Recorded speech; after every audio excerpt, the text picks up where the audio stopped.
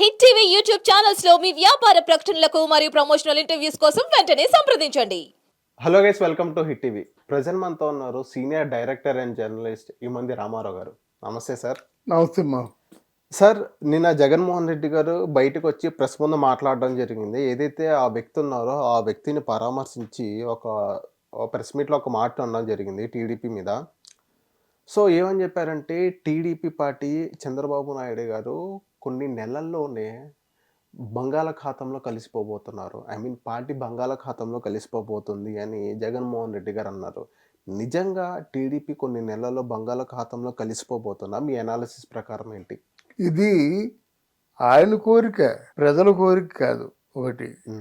రెండోది ఏంటంటే, చాలా నీచమైన రాజకీయాలు చేస్తూ నానాటికి దిగజారిపోతున్నాడు అన్నమాట.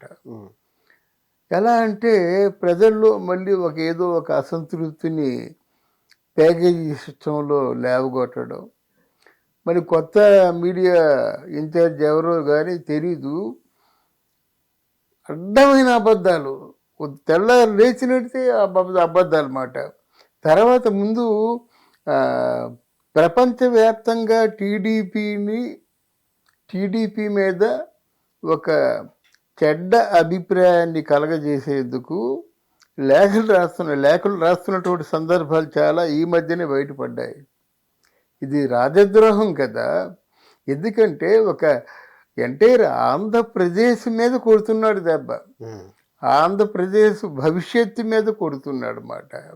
ఇప్పుడే ఊపిరి పీల్చుకుంటున్నటువంటి ఆంధ్రదేశపు ప్రజలకి ఈయన తాలూకు అబద్ధాలతో ఉక్కిరి బిక్కిరి చేస్తున్నాడు. ఆ విషయాన్ని గమనించాలి.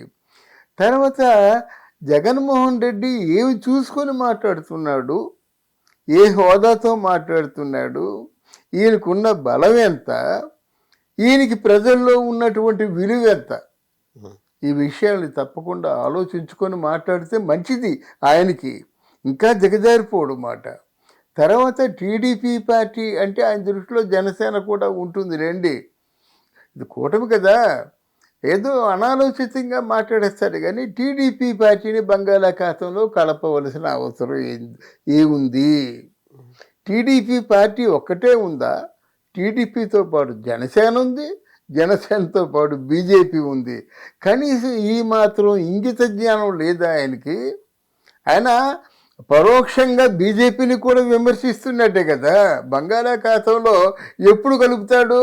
ఇక్కడ జనసేన పార్టీ, అక్కడ బీజేపీ పార్టీ రెండూ కూడా అట్టర్ ఫ్లాప్ అయినట్టయితే ప్రజలు ఇప్పుడు నువ్వు వరుస్తున్నట్టు ఆంధ్రప్రదేశ్ని రక్షించండి, ఆంధ్రప్రదేశ్లో విధ్వంసం సృష్టిస్తున్నారు, రక్తపాతం జరుగుతుంది, ఇప్పుడు నువ్వు ఇలాగ అరుస్తున్నావు కదా.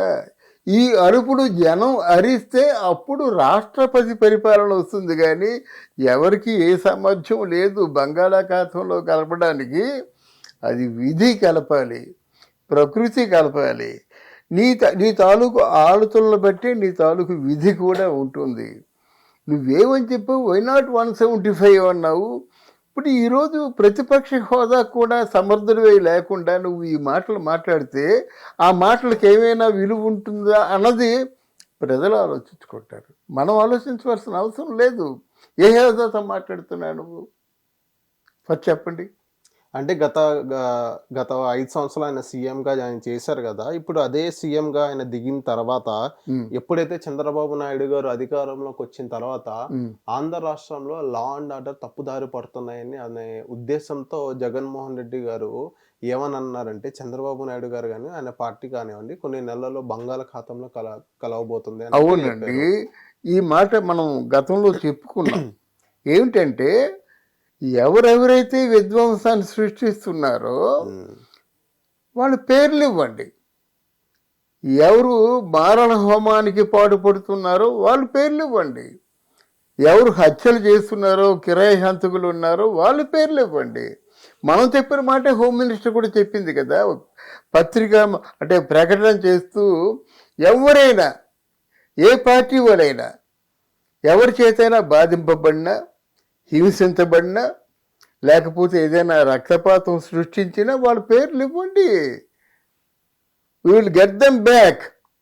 మేము ఆ, అది లా ముందు నిలబెడతాము, వాళ్ళకి శిక్షలు పడాలంటే తప్పకుండా ఆ పార్టీ అయినా ఈ పార్టీ అయినా ఎవరినైనా మేము ఉపేక్షించమని చెప్పాము. అలాగే ఈ సందర్భంగా ఒక మాట గుర్తు చేస్తున్నాను. నిండు అసెంబ్లీలో పవన్ కళ్యాణ్ మాట్లాడుతూ ఎవరు ఏ తప్పు చేసినా ఇంక్లూడింగ్ మీ అన్నాడు. నాతో సైతం ఎవరైనా ఏ తప్పు చేసినప్పటికి కూడా మీరు ఉపేక్షించొద్దు, దానికి నేను శిక్షకి అర్హుణ్ణే అంటున్నాడు. మళ్ళీ దేన్ని చూసుకొని నువ్వు గగ్గోలు పెడుతున్నావు? వాళ్ళు క్లీన్గా ఉన్నారు, నువ్వు పూర్తిగా సంకుచిత భావాలు, ఆ రాచరిక పరిపాలనలో ఉన్నటువంటి నియంతృత్వం ఇవన్నీ నీ మనసులో పెట్టుకొని నువ్వు పేటరేగిపోతున్నావు. నీ వ్యాధి ఏమిటో నీకు తెలీదు. నువ్వు ఆంధ్ర రావాలంటే ఎక్కడో ఏదో ఒక అన్యాయం జరగాలి, దారుణం జరగాలి. ఆ అన్యాయం మీరే చేస్తారు, ఆ దారుణం మీరే చేస్తారు, ఆ చంపడం మీరే చంపుతారు. ఆయన్ని ఓదార్చడానికి వెళ్ళి ప్రెస్ మీట్ పెడతాడు. ఇది ఎక్కడ రాజకీయం అండి? ఎవడు చెప్పిన రాజకీయం ఇది? ఓదార్చడానికి వెళ్ళినాడు, వాళ్ళకి భరోసా ఇవ్వాలి వాళ్ళ జీవితానికి. అంత అలా కాకుండా బయటకు వచ్చి ఆ పథకాలు అంటే ఆయన పథకాలను గురించి గుర్తు చేసుకుంటాడు అన్నమాట. ఆడపిల్లలకి ఇది ఇస్తా ఉన్నారు, అది ఇస్తా ఉన్నారు, ఇవి ఇస్తున్నారు అని చెప్పేసి ఇవ్వని వాటిని గురించి 2 మాసాలు పూర్తి కాలేదు, ఇవ్వని వాటిని గురించి గగ్గోలు పెడుతున్నారంటే వాళ్ళు మీ ఇస్తున్నాము అని వాళ్ళు అంటున్నారన్నమాట. నీ మాటకున్న క్రెడిబిలిటీ ఏమిటి? ఇది అందరూ ప్రశ్నించుకుంటున్నారన్నమాట. ఎలాగా ఆంధ్రప్రదేశ్ని బంగాళాఖాతంలో కలపడం కాదు కదా. ఈరోజు మనం చెప్పుకుంటున్నాం, వైసీపీ పార్టీ వచ్చే ఎన్నికలకు ఇలాగ వీళ్ళు ప్రవర్తించినట్టయితే పార్టీ అస్తిత్వానికే పెద్ద ప్రశ్నార్థకం. నువ్వు చెప్పినట్టు అటువంటి మాటలు మనం అనొద్దు, కానీ అస్తిత్వానికే పెద్ద ప్రశ్నార్థకంగా మారుతుంది నీ తాలూకు ధోరణి, నీ ప్రవర్తన. జగన్మోహన్ రెడ్డి గారు బంగాళాఖాతంలో కలవబోతుంది అని చంద్రబాబు నాయుడు గాని అని అన్నారు. సో వేరేస్ ఆ టేప్ కాకుండా ఈ టేప్ చూసుకున్నట్టయితే వైఎస్ఆర్సీపీ పార్టీ వైపు చూస్తున్నట్టయితే ఈ రోజు కూడా ఒక మాజీ ఎమ్మెల్యే అనుకుంటా ఆయన రాజీనామా చేసి మళ్ళీ జనసేనలోకి రావడం జరిగింది. సో అది ఎలా చూడబోతున్నారు? ఏ పార్టీ ఖాళీ అవ్వబోతుంది?